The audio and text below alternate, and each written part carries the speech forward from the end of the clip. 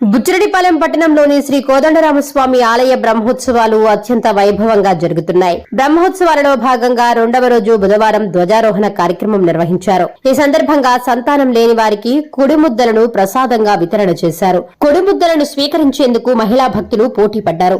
ఆలయ వ్యవస్థాపక ధర్మకర్త దొడ్ల మురళీకృష్ణారెడ్డి ఆధ్వర్యంలో ఈ కార్యక్రమాలు జరిగాయి.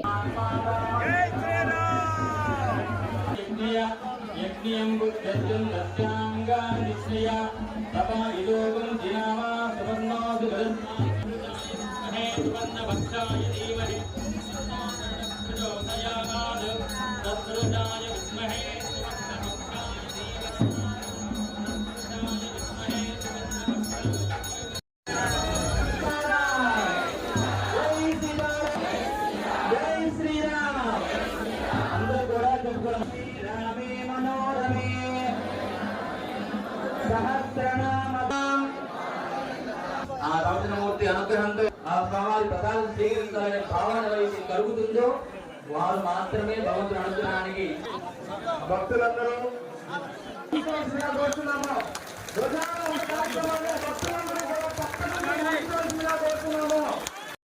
రామచంద్రం భజే రామేతి రామభక్తి రామచంద్రేతి వా స్మరన్.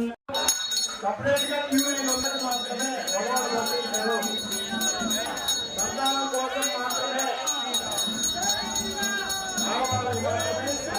ప్రవేశం ఉంటుంది.